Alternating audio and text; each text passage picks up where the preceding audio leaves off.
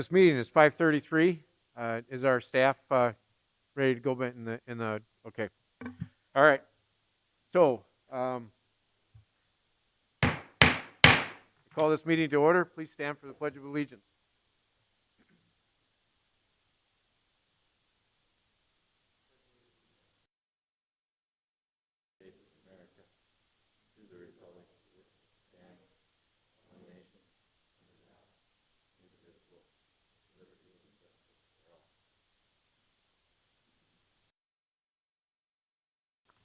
Will the clerk please call the roll? Mayor, all council members are present this evening. Council members Brink and Wendell are absent. Thank you. Entertain a motion to approve the agenda. So moved. Second. Please call the roll. Avery, Here. Bacon, Aye. Collins, Aye. Niemeyer, Aye. Tilton Burn. Aye. Okay. So now we have an executive session pursuant to SDCL 1-25-2.3 for purposes of consulting with legal counsel or reviewing communications from legal counsel about proposed or pending litigation or contractual matters. And SDCL 125-2.5 for purposes of discussing marketing or pricing strategies by a board or commission of a business owned by the state or any of its political subdivisions, when public discussion may be harmful to the competitive position of the business. Entertain a motion for executive session. So moved. Second. Moved and seconded. All those in favor say aye. Aye. Those opposed? We are in executive session.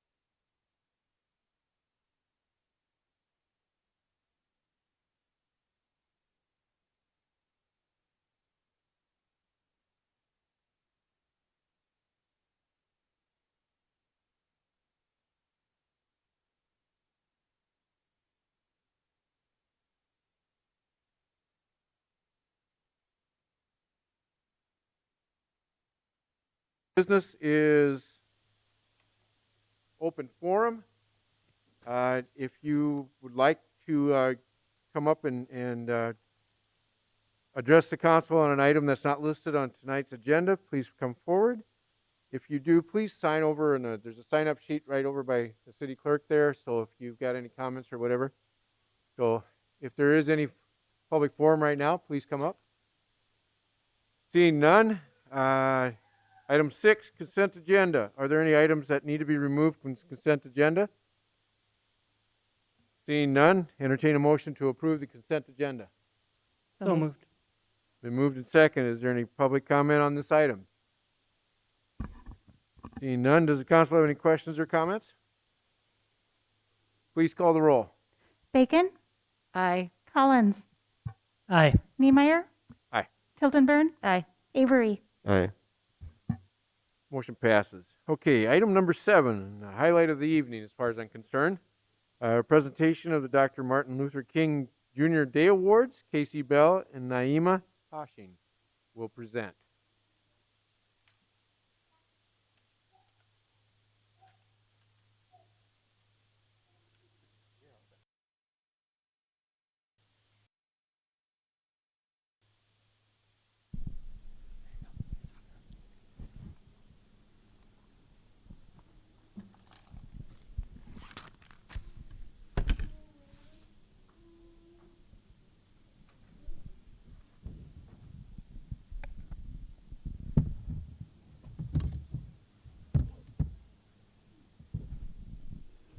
Good evening.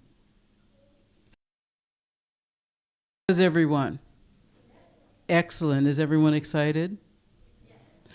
I just have to let you know a little something. As unaccustomed as I am to public speaking, you can see that, right? We had a fabulous time reading essays and looking at posters, because a lot of times people will say, you know how the old folks say, you know, these young kids and so on and so forth.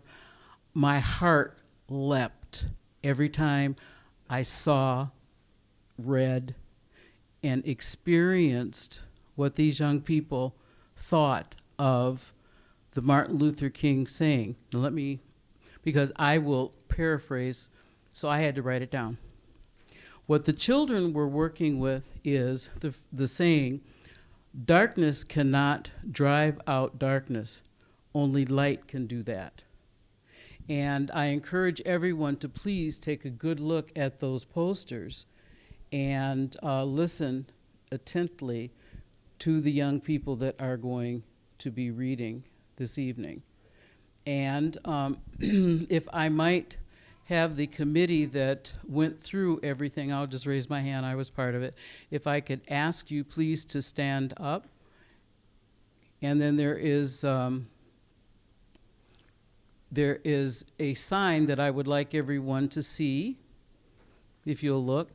One per family, if you would like. These are the diversity signs, the new signs from the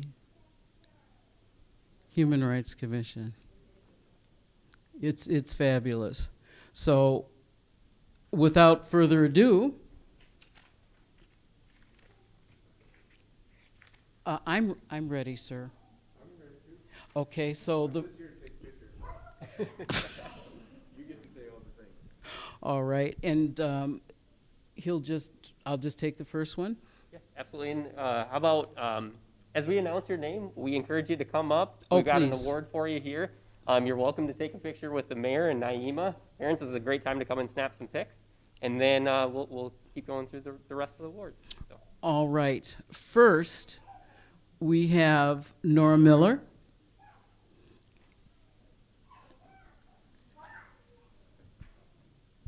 And the pictures are going to be taken.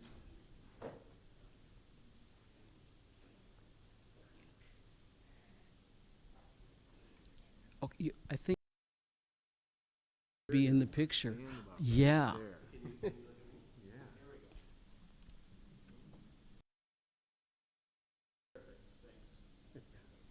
I will smile. All right. You see your name? Okay. And let me show you.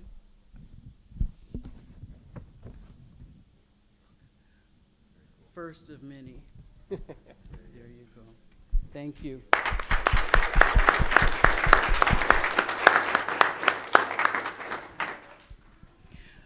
And next, we have Shiloh. Hello? Now, I want to make sure that I said your name properly because my mouth is dry. Would you say your name and turn around so people can see? Sing. All right. Now, if you'll turn around so that the world can take pictures of.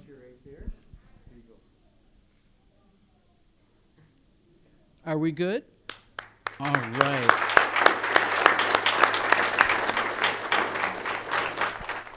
And next we have Anna Kramer.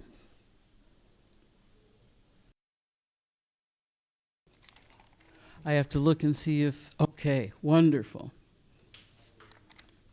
Yes, you can clap. All right. Are you ready for your close-up? Mr. DeVille isn't here, but are you ready? Okay, turn around so that we.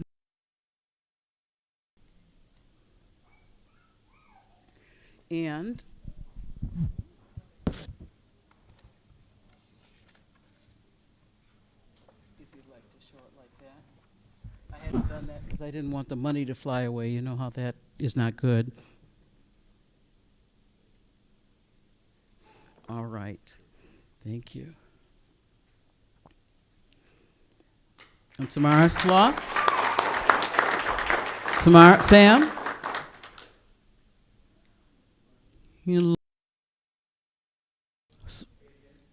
Samara Sloss? Is she in? Yep, there. All right.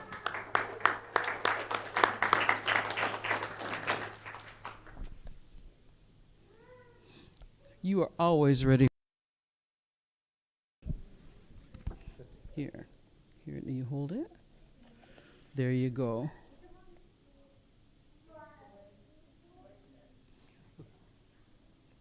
Good job. Thank you.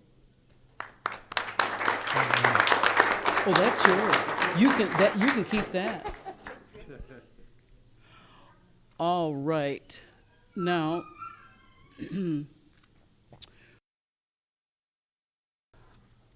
Maddie, I understand you like to be called Maddie? You do. All right. She's smiling. I guess that's a yes. I like to be called Maddie. Okay. I want to give that to you like this. You ready?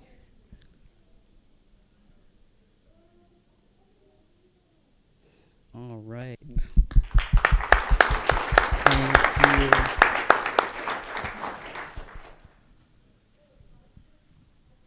And Naomi?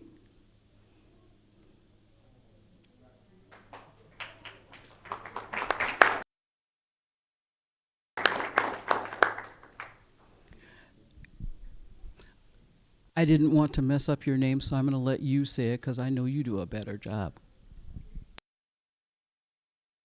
Numbella. Excellent. Let's give her a hand.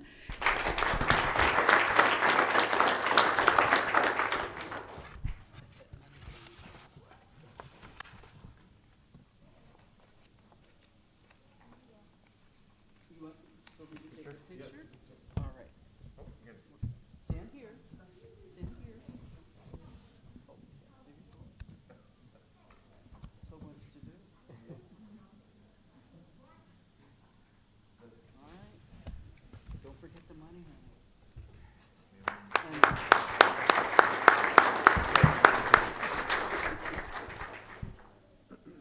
All right, Elise?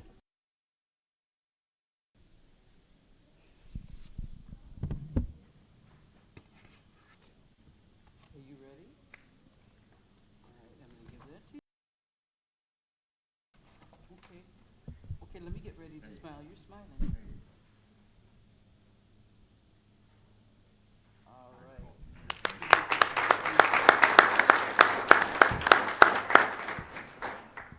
All right. I believe Naima, if you don't mind, I might just add a couple of things. Just to make sure, Tanner Frank, I don't believe he's in the audience. Winners that wasn't able to make it tonight. Yes. And then we also had an advance poster contest. And unfortunately, Advance is not able to be here, but we thought we'd like to just acknowledge them. Doug Hakeman, Matthew Lindberg received second place. Shelley Egbert, she received third place. And honorable mention was Drew Mott. Let's give them a big hand. Thank you. Thanks, Casey. Okay, now we go into the essays. Isabella, and I believe you're going to be reading, will you? Okay. You want to get your picture taken first, or you want to read first? Let's do that, and when you speak in, make sure you put the mic down.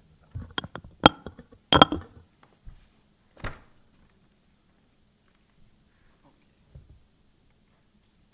And then the picture? We're good? All right. Now I'm going to put this in here like this, because that's the money. Do I need to turn this off or do anything? I don't think so. Okay. Even at the risk of sounding cliche, I unreservedly lend my support to the notion that the era of the pandemic we live in, fueled by aggravated tensions and fear of the unknown, has been hard for all of us. What started in the early months of 2020 as a temporary 2-week quarantine has spiraled into the 2-year mark of COVID-19's reign of terror.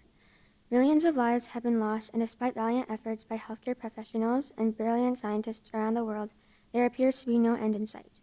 Coupled with various racially motivated injustices and xenophobic sentiments both African American and Asian communities in our country have had to face, it is more than evident that these past 2 years alone have been draining, to say the least. Of course, now we face two glaring options: succumb to the darkness woven by the hardships of the recent past, or alternatively, forge a new path looking to the future for what's to come. There are days where the former option is undeniably the easy way out, but with a little extra effort, the latter is easily attainable. This is where the insightful words of Martin Luther King Jr. come into play. Darkness cannot drive out darkness, only light can do that. Hate cannot drive out hate, only love can do that. Though at times countering dark or particularly unhappy moments in our life with equally dark responses is a tantalizing option, King asserts that doing so only succeeds in exacerbating the issue. Instead, utilizing a flipped perspective, a flipped approach to our problems in this modern day is the first and most essential step in actively countering that darkness and hate. This is represented perfectly in the case of the pandemic. COVID-19 has taken a heavy toll on all of us in unique ways, but it is most tangible in its effects on our mental health. Being separated from family, experiencing loss in varying scales, and going through isolation has been draining. However, by working to network with others around us, getting our vaccines, boosters, and wearing masks, it is more than possible to end this dismal state we find ourselves in. Martin Luther King Jr. fought for collaboration. He fought for the common pursuit of goal, regardless of background or any socially defining characteristic. He fought for a better, more unified world. In the same way, we can embody the messages he shared to thousands of people that resonate deeply with many to this day. As the cast of High School Musical said, we're all in this together. And as cheesy as this may sound, in times where we need the collaboration and contribution of all, the celebrity quote is more true than ever. Moreover, regarding anti-Asian and African American sentiments, our country has experienced as of recently, people in these groups have every right to be angry at the injustices they have faced, not just now, but since the institution of the United States as a nation. As an Asian American woman, it makes my blood boil to see elderly Asian individuals suffering racially motivated attacks by cowards who have assigned xenophobic reasoning. An example, Asians proliferated COVID-19 and therefore are to blame for the virus, for their wrongdoings. However, when I look to MLK's aforementioned quote, I see a definite means, a compromise with the feelings I and several other people of color on a national scale harbor. Though I unequivocally stand by my feelings towards those who have committed atrocious crimes against people on the basis of their skin color, and do not foresee these feelings in specific changing anytime soon. I know hate begets hate, and it truly gets us nowhere. Instead, by choosing to love, we can progress hand in hand towards the betterment of our nation, hand in hand all the while. Martin Luther King wanted an America that could stand together as equals, skin color and background aside. And so, I want to love. Our country stands in a precarious position, and if all of those that surround me in our beautiful community love one another, we can bring the light that will expel the darkness. COVID-19, the tragic murder of George Floyd, the infuriating assault of Asians. The list of what has plagued our country and its communities for the past 2 years continues on and on. In this age, humanity and experience what no one should ever have to. Yet, even in a place where defeat is an easy out, we have to refuse to concede. We have to rid the world of darkness and hate with undying love. Love for our neighbors, love for our friends and family, and perhaps most importantly, love for ourselves. The task ahead of us is daunting, but with Martin Luther King Jr.'s wise words in mind, resounding success is imminent.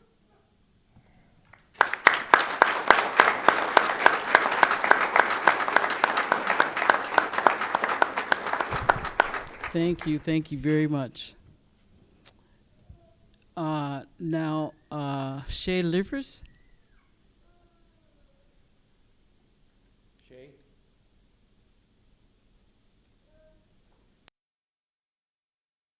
And we shall move on to Madeline.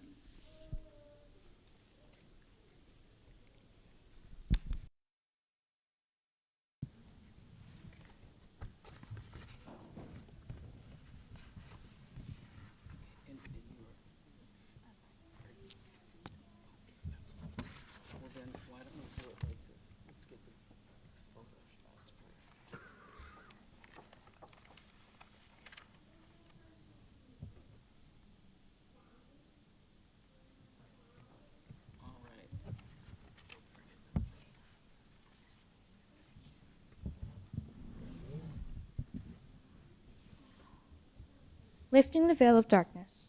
Hatred darkens life, love illuminates it. These words were spoken by Martin Luther King Jr. during one of his many speeches on civil rights, in a time where America was covered in a veil of darkness. This veil was discrimination. However, Martin Luther King Jr. was a visionary and could see what America could look like with the absence of racism and hate. Martin Luther King Jr. was a change agent that let his light shine to help lift that veil. By choosing to take away the veil of darkness and hatred, you are choosing to help light shine and love in the world. By lifting the veil, you are choosing to be the light in the darkness and the hope in despair. We are living in a time where it is all too easy to become busy and forget about caring for others, especially in our own community. I have personal experiences where I've helped bring hope and kindness and love to a friend or family member. Whether it was helping a friend that had moved away feel less alone through letters, ensuring that she would find friends, or helping my sister with homework, I have opportunities throughout the day to help shine my light to others. The challenge is often taking the time to recognizing the needs of others. I will admit there have been times where I felt I was too busy or didn't take the time to listen. After reflecting on it later, I didn't feel great about it. However, I can learn from these experiences and make it a priority to be there for others and stand up for what is kind and right. I remember every morning during announcements, my former principal would say, "Do the right thing because it is the right thing to do." I love this simple quote because it reminds me that even though an act of kindness may seem small, we have no idea the ripple effect our light may have on others. Abraham Lincoln may have said it best, "I am not bound to win, but I am bound to be true. I am not bound to succeed, but I am bound to live up to what light I have." So the choice is ours to make. We can choose to be the winner and lose our character. We can choose to succeed at the cost of others, or we can choose to lift the veil of darkness and hate and let our light shine. Shine to spread warmth, love, and kindness on a world that needs it now possibly more than ever. In the darkness, the light only shines brighter for us to see opportunities to spread love, kindness, and community. So let's lift our veil and let our light shine. Shine to bring hope and love to those that need it most. Together, we can continue the work of Martin Luther King Jr. and bring a sense of community to the chaos.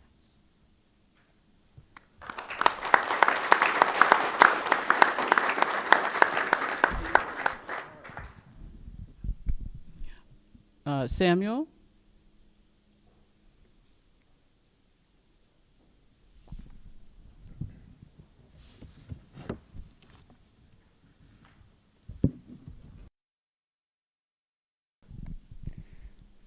Coggerty.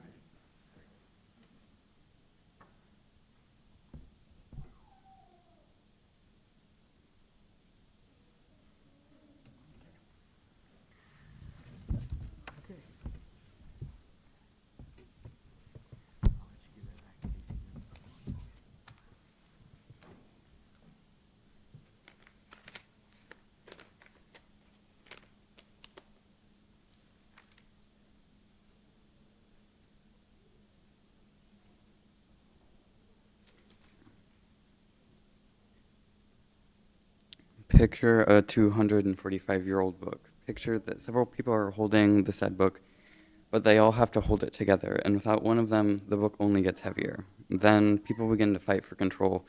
One person trying to single-handedly hold the book when they cannot. No one can. They are aware of this fact, yet they deny it, until the fight over the book becomes illogical. The spine of the book is torn off, and the people see the damage. Some of the book holders begin to stand back, unsure what to do. The fight continues. They fail to see the damage they are inflicting upon the book. They fail to see that in the near future, it could drop, no life left, collapse, fallen, destroyed. But think again, think back to when the spine was torn and broken. It had been fractured, but it was fixable. The book holders could not see that. They thought that if they eliminated the opponent, then the book would be safe once again. But their mindset was the problem. The book would still drop. What if there was a way to save the book before it was too late? There is. The people are conflicted and filled with hatred toward their competitors or the other book holders. Picture another reality within reach. The book holders watch as the spine breaks, bindings left exposed and vulnerable. They pick up the spine and repair it together, and the tape only adds beauty and character to the volume.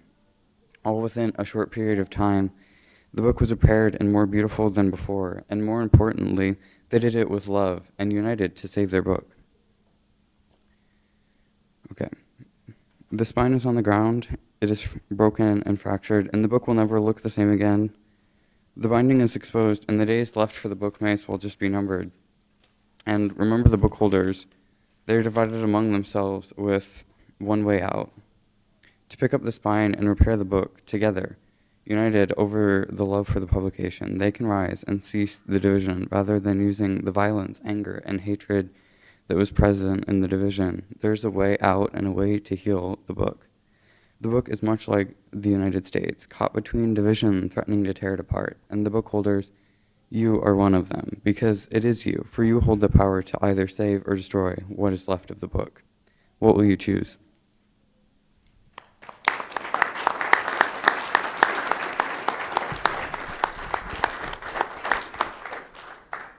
And that was just a sample. It was very difficult.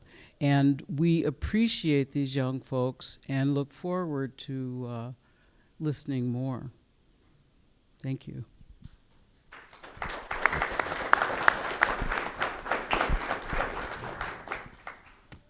Again, I'd like to thank the Human Rights for helping them out. Okay, Sdsu Student Association report. Anna will, from Student Association, will present this item. Greetings. I'm Anna Shane, the Government Affairs Chair for the SA at Sdsu. Oh, just a minute, Anna. Let's let the No problem. families leave that want to get going so that we can all understand you better. I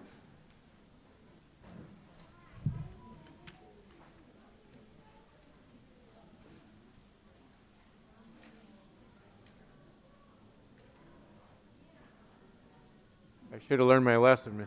Mayor Reed or Mayor Corbett did that all these last few years. Let the families get home.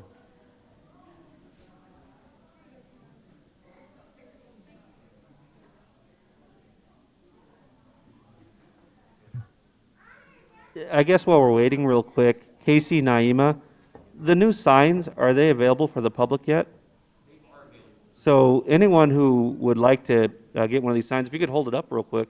Absolutely beautiful job by the Human Rights Commission. These are the new signs for your yards. Would ask that people, citizens of the community, interested in getting these could stop by the City Hall building, come to the administration, city manager's office, second floor, and we'd have them available free of charge, I assume, free of charge. Display them proudly in your window, and I assume once the ground is thawed in July, you can put them out in your yard as well. But once again, it's all part of the vision and mission of the Human Rights Commission, but also the City Council, where we're trying to become as much inclusive and welcoming as possible, a community where everyone can bring their dreams. All right. Okay, Anna. All right. We passed 5 resolutions last night, and I'll just really briefly talk over all of those. They're all in support of different legislative measures out in Pierre. So the first one, Resolution 2114R, supports Senate Bill 84, which is to make an appropriation for some improvements out at Cottonwood Field, West River, the research arm of the College of Agriculture, Food, and Environmental Science. So we're in support of that. The second resolution, in support of both the 6% salary increase for state employees that was recommended by the governor in her proposed budget, as well as subsequent tuition balancing measures, recognizing how much our employees mean to us at Sdsu, how much our educators mean, at the same time being in support of any possible appropriation to hopefully keep costs down for next year for students as well. So kind of walking both lines there.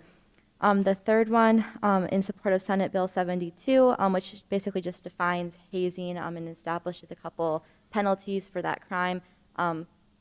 In conversation with students, we haven't heard about much hazing or any problems with that, but once again, just kind of reaffirming the jackrabbit culture and a great thing to support. The Resolution 21-17-R, supporting House Bill 1092, which is a $1.25 million appropriation for a cyber ag program partnership between DSU and Sdsu. So a really cool, hopeful program there that we can offer to some ag students. I'm addressing a pretty big need in the workforce between cybersecurity and agriculture. And then our final one here, supporting 1091, which is really exciting. They've raised $5 million for a rodeo and are asking $5 million more for this indoor rodeo facility, kind of out by the horse stables. Would be where that is, so that we could have a year-round rodeo facility, which would be awesome, as obviously it's freezing cold outside today and is for many months up here. So that's super exciting, something we're going to support and hopefully go out and lobby for as well. Yes, so that's all of those. We also swore in 4 new senators at large, so all of our seats are full. And then just 2 university updates, that the Wintrow Student Success and Opportunity Center opened, which is basically just responding to that charge by the Board of Regents, and is a great just kind of web that can help students get, I guess, channeled through to the right place on campus, whether that's the library or tutoring, honors college, study abroad, multicultural office. Everything kind of falls into that support network, and that's led by Jody Owens. And then once again, just COVID-19 response team, there's a vaccine clinic on February 16th. So that's my report. I'll stand by for any questions. Thank you, Hannah. Thank you very much. Thank you. Okay, item 7C, City of Brookings Employee Service Awards Recognition. Casey Bell, our HR Specialist, Risk Manager, will present this item.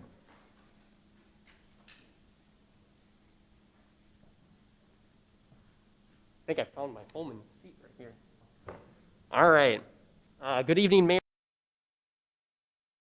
In the month of December, we celebrated all the city employees that had a longevity milestone in their career.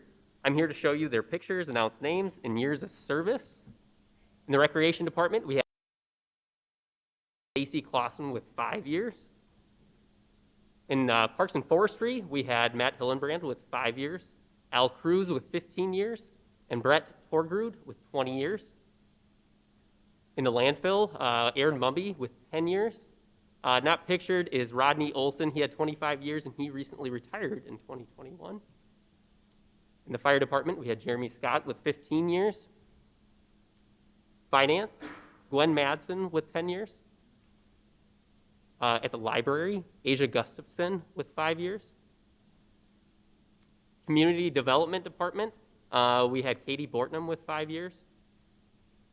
In the Brookings Police Department, we have Tim Anderson with 10 years, Joe Fischbacher with 20 years, Damian Wheats with 10 years, Eric Warkentine with 5 years, Dana Rogers with 15 years, Trevor Radke with 10 years, and then also within the Brookings Police Department with the reserve officers, we had Ben Quam with 5 years, Matthew Lubert with 5 years, and the Brookings Volunteer Firefighters, we had Kevin Bankin with 20 years, the late Fabian Yisker with 20 years, and condolences to the Yisker family, Michael Lambertus with 15 years, Tom Coughlin with 10 years, Roger DeBates with 10 years, Mandy Kramer with 10 years, Joshua Mann with 10 years, Nick Oines with 5 years, Austin Sesher with 5 years, Troy Herrig with 5 years, Alex Berkness with 5 years, and Derek Brown with 5 years. And I just want to conclude, I appreciate the opportunity to highlight these. We're incredibly thankful for their commitment to our organization and how they choose to use their talents each day to make Brookings the way it is. So, thank you. Thank you, Casey. We do have some of the best employees in the state as far as I'm concerned. All right, item 7D, report 2021 Swiftell Center financial update. Swiftell Center manager and Eric Rangel, our CFO, will present this item. Members of council and the public at home, here tonight to give a financial update on where the Swiftell Center stands. So, if you can, first slide, yeah, thanks. So at transition, we were at a negative variance to budget of $194,000. Based on end of October and estimated November and December financials, the Swiftell Center has lowered that deficit to $54,453. Reducing the originally estimated deficit was attributed to lower staffing costs, increase in event and sponsorship revenues, but couldn't bring this deficit to zero just due to high inflation costs, the cost of goods, food, mainly on food and beverage, and then also we had some unforeseen snow removal costs in November and December. Once full year financials are finalized, we'll bring forward a 2021 budget amendment and to offset the actual deficit. So the next thing I want to present too is just a 2022 outlook for you all. Industry outlook, obviously we're having a pretty extreme wave of COVID, which is a little unforeseen in the industry. So the first and second quarter of 22 will be a little bit slower start than most anticipated. Like I said, with current spiking COVID-19 cases, we're seeing not only a live entertainment industry postpone and cancel events, but we're also seeing the meetings, conventions, and banquets postpone or cancel. The industry will continue to see not only booking challenges, but also staffing challenges for the first half of the year. And like I mentioned before, high inflation of more than 7% for last year has impacted our cost structure. So goals and objectives on how to combat that. So obviously decrease spending, control utilities, mainly on unused days, to keep the heat at a lower cost. That is a great way to just decrease a lot of spending. Staffing costs will be lower just due to open positions, and then only necessary spending. Also, this is not noted on here, but just with inflation and cost of goods, we noted that at the end of 2021, and we did meet as a team to look at our catering menu, and we did increase some prices to try and combat that because we don't see that lowering anytime soon. And then we'll also, on the sponsorship side, we're closing multi-year deals now. We're going to work on securing naming rights for the future, increase sales of outdoor marquees, and then also for the second half of 2022, just hit it really hard. Live entertainment will be back. With 2 to 3 concerts will happen. State cheerleading will happen. Pool and dart tournaments will be back. PRCA rodeo will be back. So looking forward to a strong end of 2022. And with that, I'll stand by for any questions. Any questions from council? Patty? First of all, I want to commend an extremely difficult year across the board, but in an industry like yours, this has to have been devastating. So I thank you for working so hard to minimize those losses to the degree you have. So thank you. Thanks, Patty. Any other questions? Paul? I would just echo that Mike and his staff, they've done a tremendous job. I know you've been short-staffed throughout the entire year, doing whatever you can to make sure things do happen on time, and to ensure we're living that Brookings name. And appreciate all the work of the employees. Thank you. My team's worked tremendously hard over the last few months. We've had a lot of events, which was great. But and they've all went off really, really well, and that's a, you know, it starts with them, obviously, so, yeah, thank you.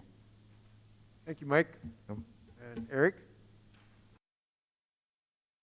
Contracts, change orders, we have none. Item 9, ordinances, first readings. Item 9A, introduction and first reading on ordinance 22-006, amending Chapter 94 zoning, and Chapter 66, planning pertaining to sections 94-42 through 94-45, and sections 66-13 through 66-16, authorizing the Planning Commission to act as the Board of Adjustment. Mike Strucker, Community Development Director, will review this item for us. The ordinance 22-006 before you is ordinance change. Doesn't change any of the existing language. It moves it from one section of our zoning ordinance into Chapter 66 of our municipal ordinance under the Planning Commission, essentially transferring those responsibilities to the Planning Commission. And so, as you may recall, this was a item that was discussed in 2021, and a decision was made to transition the Board of Adjustment to the Planning Commission. So this is the ordinance, just cleaning up that language. The city attorney prepared the ordinance. We did take it through the Planning Commission because the language was in our existing zoning ordinance, and we're removing it from the zoning ordinance and putting it into our regular municipal ordinance code. Does come to you with a unanimous recommendation, and staff would be available for any questions. Comment on this item? Are there any council questions or comments? Patty? This board, and I agree. I think that everything that you're doing makes sense. We only met once a year, didn't we, Mike? I don't think we met more than once a year. Wasn't often, but anyway, I think this is a good move, so thank you. Thank you, Patty. Any other council questions or? Second reading on this will be February 8th, 2022.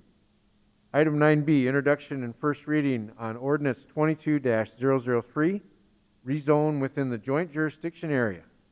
Outlot C, 2823 Main Avenue South, and Outlot D, portions of 3901 Main Avenue South. In the northwest quarter of the southeast quarter of Section 11, Township 109 North, Range 50 West.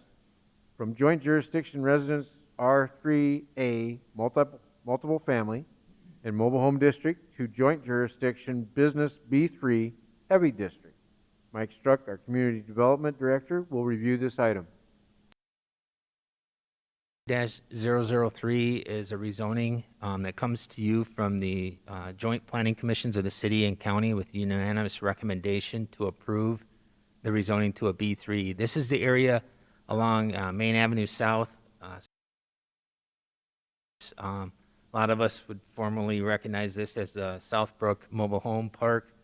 The applicant owns the property on the screen. You can see the two parcels highlighted in yellow are the areas that are subject to the rezoning. The parcels immediately adjacent to the south are currently zoned B3. The parcel to the north is B3, and then there is some B3 areas just kind of kitty corner to the northwest. There's R3A zoning to the east, and then across Main Avenue is still zoned Ag. This is an area that we're seeing some redevelopment opportunities. The owners are looking to clean it up a little bit. They would like to place some businesses along the Main Avenue frontage and then work towards storage units to the east of this property. And then as you continue further east, where the mobile home park is kind of in an area of transition. They started with some redevelopment of some housing clear on the east end of this and then are moving their way back towards Main Avenue, but they would like to do some commercial business opportunities along the Main Avenue frontage. So as I mentioned, it does come with a unanimous recommendation from both the city and county planning commissions, and I'd stand for any questions you may have. Thank you, Mike. Is there any public comment on this item? Seeing none, is there any council questions or comments? Patty? Sorry, were the mobile homes relocated that used to reside there? Most of them were beyond livable and salvageable. That's what I, And so they've, a majority of them have been dismantled. okay. Good. Any other council questions or comments? Seeing none, we'll move on. The public hearing for this item will be on February 8th, 2022. Okay, item 9C, introduction and first reading on ordinance 22-002, amending chapter 94 zoning pertaining to section 94-125.7, residence R1D single family for the purposes of adding regulations for single family, small lot, and single family 0 feet side yard, 2 units. Small lot as permitted special use. Mike Struck, our Community Development Director, will review this item. Means by single family 2 units. Okay. Members, so the ordinance 22-002, we're adding new opportunities within the R1D zoning district for single-family attached. So what that means is the 2 homes would be owner-occupied, and they share a common wall, which is the 0-foot side yard on the common wall, and then they'd have their normal customary side yard setbacks on the outer walls as well. This is something that we're proposing to introduce the concept of smaller lots. We put it as a permitted special use, which means that as long as they meet the criteria in the zoning ordinance and they meet, like A, B, and C, or on the single-family 0-foot side yard dwelling small lot A, B, C, and D, those other provisions, they're allowed to do by right. So with this concept, what we are looking at is introducing the kind of central core Brookings development concept, the grid pattern, reintroducing alley access. And part of the reason behind that is we're looking at smaller lots with smaller frontages, and rather than emphasizing garages, we want to put the emphasis back on the home, and so not allowing driveway accesses onto the primary street. Rather, your access would come through the alley, the rear yard. This is an opportunity to maybe provide some affordable or workforce housing, understanding that it's up to the individual or the developer that wants to pursue this opportunity. But we wanted to at least create the opportunity so that if somebody did want to take advantage of this, they could certainly initiate a new development with this alley access, look at smaller lots. There's a couple of stipulations in there as far as garages in the rear yard. One of the frontages has to be on an alley in order to go with a lot of this size. I believe the frontage is 40 feet of frontage with a minimum lot area of 4,500 square feet. And so just, we wanted to make it available to provide an opportunity. It's not a requirement, but if somebody wanted to look at providing lots of these size that the city, through our regulations, wasn't prohibiting this. I did do some research. I know one of our communities in Fargo, they actually have 3,500 square foot lots with, I believe it's 3 and 4 foot side yards. We weren't quite sure if Brookings was ready to go that drastic, so we thought we'd start with this and see if it can be successful for our community and provide alternative options for development. It's like we said, it's not a requirement or a mandate that a developer has to do this, but we're at least providing them the opportunity if they wanted to try a development of this nature. So this does come to you with a unanimous recommendation from the Planning Commission, and the Development Review Team has reviewed this, and we support the rezoning or the ordinance amendment request. And I'd stand for any questions you may have. Okay. Is there any public comment on this item? Please state your name, sir. Good evening. I'm Dan McCauley from the City of Brookings. I'm speaking both on my own behalf Executive Director of the Brookings Area Habitat for Humanity. The cost of land and the cost of land development is clearly the greatest single impediment to affordability that we are facing. Offering these kinds of flexibility and these options to builders and developers like myself will provide us great opportunity to increase the number of housing units at an affordable rate and an affordable cost. I urge you to consider this favorably. Thank you. Thank you, Dan. Any other public comment? Does the council have any questions or comments? Yes. Joey? These houses, what sort of cost are you thinking might cost to build a house? We really don't get into the specifics on, like design costs, but typically on a house like this, smaller lot, with your footprint, you may look at a single story or even a 2-story. We're not restricting it. You could build up to get the square footage you would like, but we didn't put pen to paper on costs. We were just looking at, when you start looking at the cost of lots in Brookings, it's very challenging to find lots, even anymore under 50,000. And part of the cost is, just your land acquisition, and then by the time you put in your infrastructure. And so one way to help with that is trying to increase density. And by decreasing the lot size, lot area, or frontage requirements, we hope that we can achieve that and pick up more lots on a per acre basis to help spread those infrastructure costs a little bit more proportionately. But as far as actual home construction costs, we really didn't calculate any of those costs. Thanks, Mike. Patty, you have a question or comment? We're doing this. We've seen at National League of Cities some neighborhoods that have been designed like this. The detached garage and the alley makes such a difference. It really brings it into affordable range much faster, Joey. Part of it is they don't have to build that garage right away.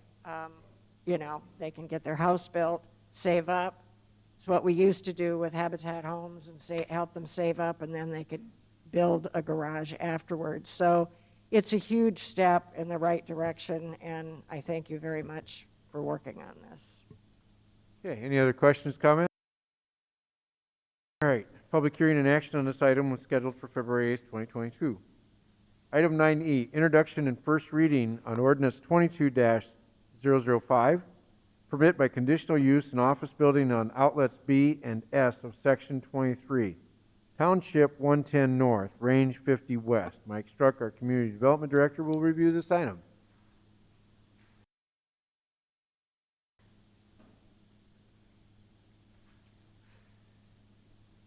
Thank you, Mayor and council members. Ordinance 22-005 is a conditional use permit for an office building. This is more commonly known in Brookings as the First Lutheran Church area. There's been a partnership between a nonprofit, First Lutheran Church, and the city on some grant funding opportunities to construct a facility in the north of the preschool playground and parking lot area. In the R2 residential district, office buildings are allowed by a conditional use permit. We've worked through the criteria of that conditional use permit, and we do satisfy the requirements. You can see the site plan before you. Staff and the architects have spent a lot of time going through the building design. It is a one-story office building, be primarily used by United Way, the food pantry, the backpack program, and there's probably another nonprofit that I am forgetting. So I apologize for that. They tried to utilize materials that would complement with the existing First Lutheran Church structures, and we feel that it's a nice facility that'll fit in nicely with the neighborhood. Primary access for this facility will come off of Harvey Dunn because there was some concern with the truck traffic that would be generated. However, the truck traffic is really 1 to maybe 2 trucks per week that would be bringing in food deliveries, so very low impact. They are working on cross-parking access easement agreement with the church to utilize the parking area that would be just south of this facility on the north end of the preschool playground area as kind of overflow. The hours of operation, there will be staff there daily, but for the most part, the backpack program and the food pantry programs, they're limited hours. It's not a typical 8 to 5 type open. They have designated time slots and 2 to 3 hour windows where they provide services a couple times a week. So really didn't feel like it would have a negative impact on the neighborhood from a traffic perspective. The Planning Commission did review this and recommended approval. It comes to you with a unanimous approval from the Planning Commission. The Development Review Team and staff support the request, and it would stand for any questions you may have. Okay, any public comments or questions? Seeing none, is there any council questions or comments? Okay, let's we'll look at this again on February 8th, 2022, and let's circle back to item 9D.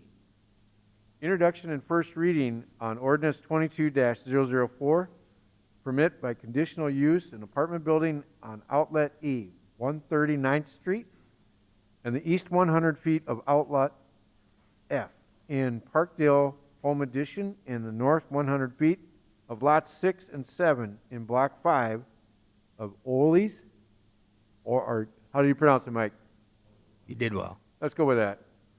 Addition 124 9th Street. Mike Struck, our Community Development Director, will review this item. Thank you.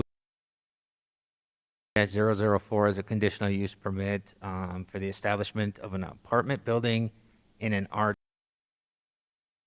Apartments are allowed by conditional use.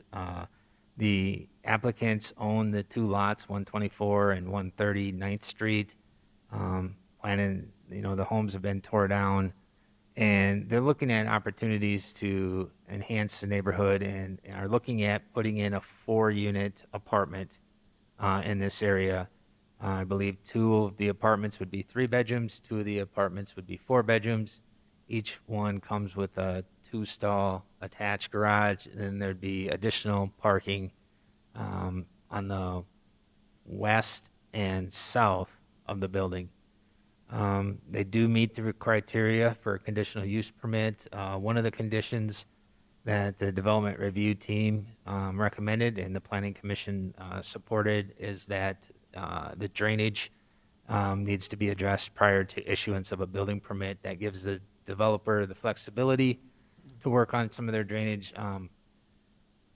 They just, at the timing, didn't have all the survey data readily available, and so they're working through some of that information, but it is a relatively small site, and so those are the conditions that would be placed on this. It does come with a unanimous recommendation from the Planning Commission, and like I mentioned, DRT does support the request, and so it stand for any questions you may have. Okay, thank you, Mike. Any public comments or questions?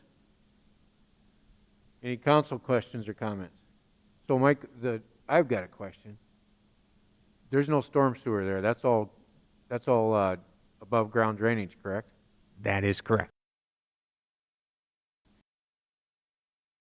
Buildings there now with roofs? Torn down, and then there's a garage on the 139th Street parcel that they're debating. There is some area already that is covering the lot, so there are some things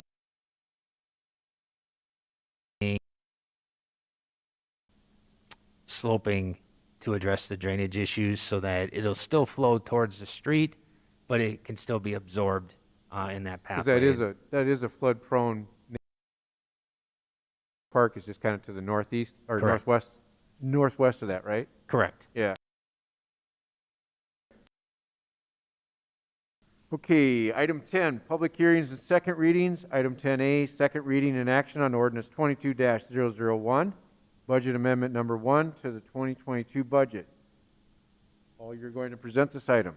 Thank you, Mayor, City Council members. Currently, the city economic development. Staff recommends the development of a community-wide plan to further pay for this endeavor. Funds do exist within the Economic Development Reserve Fund. The desired master plan would provide a comprehensive review of the current economic development environment and benchmark best practice strategies of peer communities. The process also includes a thorough review of all available data, local regional strengths, weaknesses, opportunities, and threats. This is accomplished through collaboration and engagement with our economic development and strategic partners. A finalized plan will prioritize community economic development outcomes in both short and long term. Staff estimates the development of such a plan to cost $100,000, and funds do exist within the Economic Development Fund, Reserve Fund. Staff recommends approval. Thank you, Paul. Entertain a motion to approve. So moved. Been moved and seconded. Is there any public comment on this item? Seeing none, is there any council comments or questions? Okay, please call the roll. Collins, Aye. Niemeyer, Aye.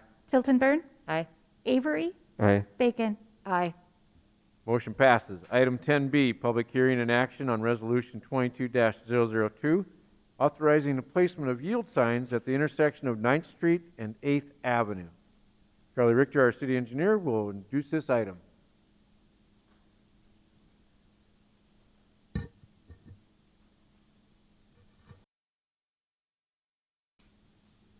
Good evening, everyone.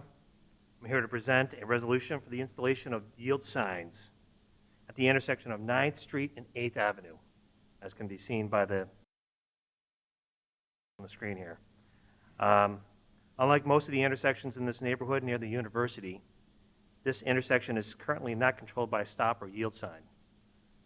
In its December meeting, the Traffic Safety Committee discussed a resident's request for a yield or stop sign at this intersection. Due to the significant number of students who travel this neighborhood and the inconsistency with the lack of a stop or yield sign at this intersection, the Traffic Safety Committee determined a problem at this intersection existed. The Traffic Safety Committee voted at this meeting to recommend that yield signs be installed on the 9th Street approaches to the intersection to better alert drivers on the need to yield at this location. I'm here for any questions you may have. Thank you, Charlie. Open the public hearing on this item. Is there any public comments? Seeing none, close the public hearing. Entertain a motion to approve. So moved. Second. Been moved and seconded. Does the council have any questions or comments?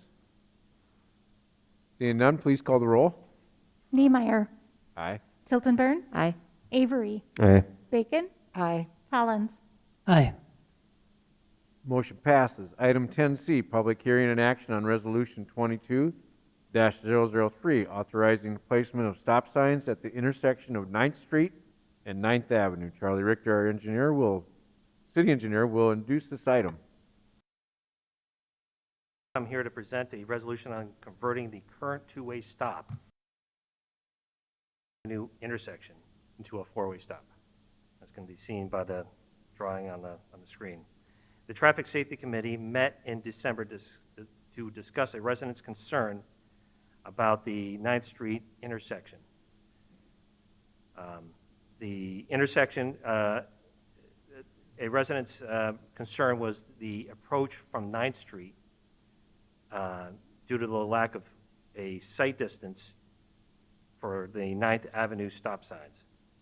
Engineering analyzed the sight distance and determined that when cars were parked along the north side of 9th Street, the sight distance was deficient for vehicles sitting at the stop signs on 9th Avenue. This condition triggers the warrant condition for a four-way stop in accordance to the adopted MUTCD manual. At this December meeting, the Traffic Safety Committee voted to recommend the additional stop signs on 9th Street at this intersection to allow vehicles at 9th Avenue to traverse through the intersection in a safe manner. I'm here for any questions. Thank you, Charlie. This one here, we open public hearing on this item. Is there any public comment? Seeing none, entertain a motion to approve. So moved. Second. Been moved and seconded. Is there any council questions or comments? Seeing none, please call the roll. Tiltonburn, Aye. Avery, Aye. Bacon, Aye. Collins, Aye. Niemeyer. Aye. Thank you, Charlie. Thank you. Item 11, other business. 11A, action on resolution 22-010, amending the City of Brookings Green Building Practices Policy for city-funded facilities. Jake Mishy, our Assistant City Manager, will review this item for us. Good evening, Mayor and members of the council. Policy through Resolution 16-016 in February 2016, which required any new construction projects using city funds to meet or exceed the high-performance green building standard as defined in South Dakota codified law. State law was amended in 2021 to new construction being designed in good faith with the intention of meeting or exceeding the green building standard.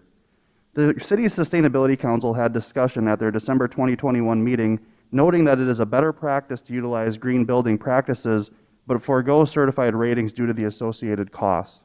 Around the same time, staff was informed by the Food Insecurity Facility architect that the project cost would increase between $250,000 to $300,000 to meet a silver LEED certification. The Sustainability Council passed a recommendation at their January 2022 meeting to amend Resolution 16-016 to the effect that new construction be designed to meet the intent of high-performance green building standards.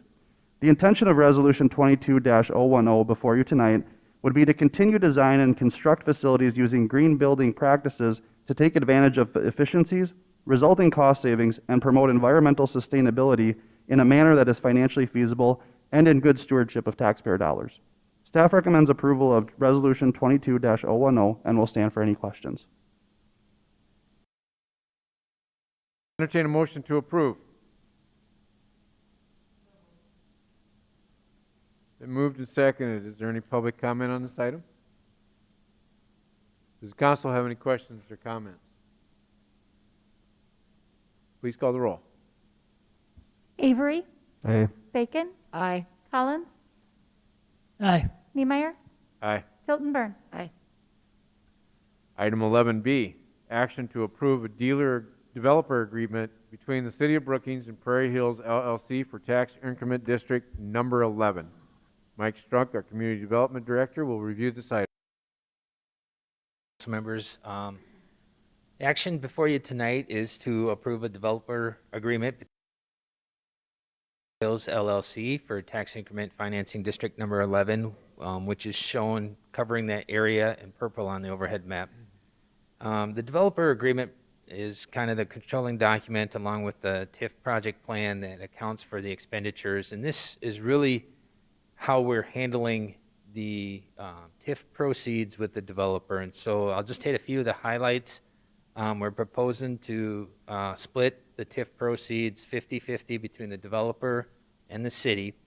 We're limiting the developer to the cost of eligible bid products or $1 million, whichever is less, and that the remaining TIF proceeds would be available to the city to utilize. We're planning some infrastructure improvements, primarily related to drainage, but some other infrastructure improvements down there in that 20th Street South and Madera Avenue location. And so it was important that we get the agreement put in place as the developer is seeking to go out to bids for the improvements that they want to do within their development, which is primarily the infrastructure associated with continuing the construction of Tallgrass Drive and I think it's Sweetgrass Drive. And so that will essentially finish that connection between 20th Street South and Main Avenue South. And so the area that would be kind of encompassed is all commercially zoned property. And then on the, I'm going to call it the outer side of the ring road, which would be to the south and to the east of that ring road, is looking at some multifamily housing opportunities. And they want to get started on some of that construction as yet this year in 2022. And so we will see some increment from this. Part of the reason for the way we structured the developer's agreement is to help incentivize the developer to continue to move forward with development in this area because it's pay-as-you-go. The developer has to front their costs and are only reimbursed what is generated from property tax increment from within this area. So the city attorney worked with us on the document, and we'd be available for any questions you may have on this agreement. Thank you, Mike. Entertain a motion to approve. So moved. Second. Moved and seconded. Is there any public comment on this item? Seeing none, does the council have any questions or comments? Please call the roll. Bacon? Aye. Collins? Aye. Niemeyer? Aye. Tiltonburn? Aye. Avery? Aye. Motion passes. Item number 12, progress report. Our Assistant City Manager, Jake Meshi, will review this item for us.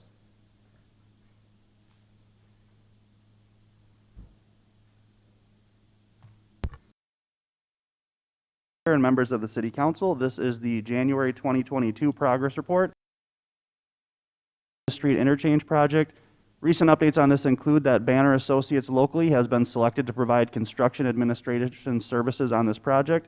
We are planning a groundbreaking ceremony for May 11th to celebrate our local partners who have assisted in helping this project come to fruition and also celebrate the progress that we've made to this point. So we hope to see everyone out there on May 11th. Construction will occur over the years of 2022 and conclude in 2023. The city has received another concrete pavement award. As you may recall, we received a similar award for the last phase of the 22nd Avenue project. We had recently received this award for the 6th Street project that took place between Main and Maderi. This is a national award for excellence in concrete paving from the American Concrete Paving Association, and it focuses on the design and construction of the project. We're currently in the midst of the legislative session. A couple of key dates that we saw was January 11th was the opening of the session as well as the State of the State address. This past Wednesday on January 19th, we had the Brookings and Sdsu Day at the Capitol. Key legislative items that we're tracking this year for city staff are the number of funding and spending bills at the state level, as well as opportunities for affordable housing, impacts to marijuana, both on the recreational and medicinal side, as well as a number of social issues. Number of activities over the past month from the Parks and Recreation Department. There are a number of outdoor ice skating rinks that are available at Larson, Lyons, and Southside Parks.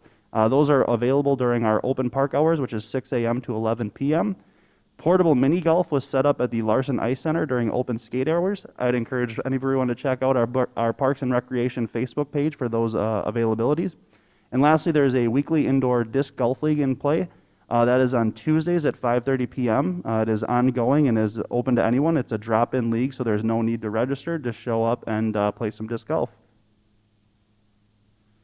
We're currently in the midst of the Brookings County Housing Study. This is an effort that's being led by the Brookings Economic Development Corporation in partnership with the city and county as key strategic partners. The study focuses on demographics and economic data, as well as analysis of our current housing stock, housing market demand, and then the creation of a 5-year housing plan. It is anticipated this study will conclude in spring of 2022 with a public presentation. The housing survey data before you is current as of early January. Since that time, we have seen about a couple hundred more or so responses come in. April 12th will be our local election. We do have 4 city council seats that will be available. 2 of them are for 3-year terms, 1 of them is for a 2-year term, and 1 of them is for a 1-year term. Key dates to be aware of: January 28th is the first day to circulate and file petitions. February 25th is the last day to file petitions. If anyone has any interest in a candidate election packet or petition, please contact Bonnie Foster in our city clerk's office. Well, the city recently launched the Thanks a Latte campaign as of yesterday. The intention here is for folks to fill out a positive message to a healthcare worker. Each note will include a sachet of coffee. Notes can be filled out online at the City County Government Center or other participating locations. You have the link before you on the screen if you'd like to fill one of those out.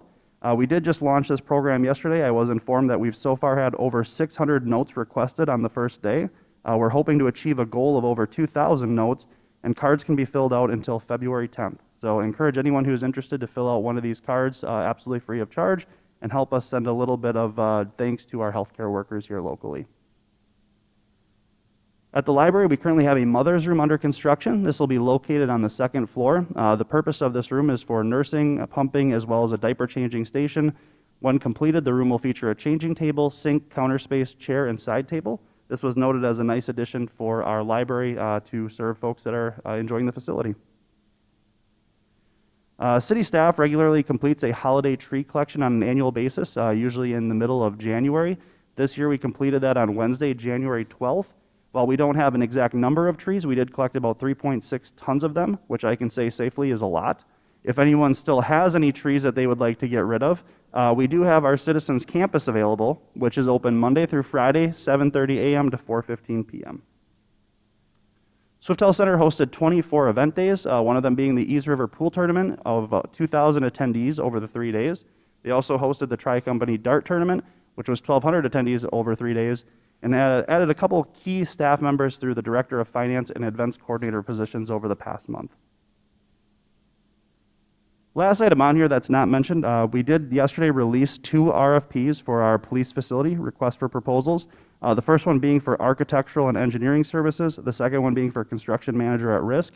Both of those proposals will be due in the middle of February. Again, this is part of our larger project there to get a recommendation on a new build or renovation, develop initial cost estimates, as well as conceptual plans. With that, I'd be happy to answer any questions. Thank you, Jake. Any council questions or comments? Thank you very much. You were so thorough.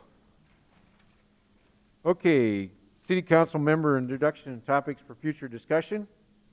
We have any requests for something coming up? Seeing none, I got an advanced agenda for the next meeting, which is on February 8th. Consent agenda, we've got designated vote center locations, declaring surplus property, an abatement and refund of some property taxes. Presentations, reports, we got SDSU report, introduction of new employees, promotions in the police department, proclamation for 211 Day. As of right now, no first readings, no contracts or change orders, and then, of course, the first readings we had this evening, we'll have second readings on those, and then also another marijuana application. And we are currently planning on a work session on the 15th, correct? And the subjects are, Bonnie?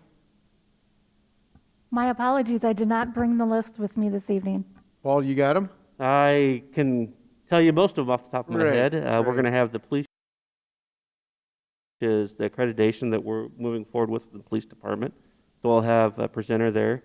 We're also looking at the workforce housing project as part of the new infrastructure upgrade that we're doing here in the center part of town. I believe we have 2 or 3 other items before council that we'll be bringing forward. So it'll be a Could be a full jam-packed night. session. Well, that will start at 5. Okay. That is correct. Mr. Mayor, I do know the other 2 topics, if it is of interest to the council. Go for it. It'll be the SDSU economic impact to Brookings County retention facility that was constructed near. All right. Thank you. Joey Collins, do you have a question or comment? Yes, I did. What about the agency? Is that on the list too, or no? We plan on bringing that forward in March. Mike, in March we'll be bringing that forward to the work session. Okay. I knew I had something for Jake. Affordable housing and part of your report, did it have anything to do with the renewal of the Housing Opportunity Fund funds for the legislature? It would be a comprehensive look at all of the legislation that's coming through in this upcoming legislature. We know that there are a number of bills being dropped down specifically from the governor as well that would create additional funding available for affordable housing. So we're certainly trying to be as comprehensive as possible to track any legislation that would create opportunities for affordable housing here in Brookings. Okay, thank you. Okay. Motion to adjourn. Introduce, entertain a motion to adjourn. So move. Moved and second to adjourn. All those in favor say aye. Aye. Meeting adjourned.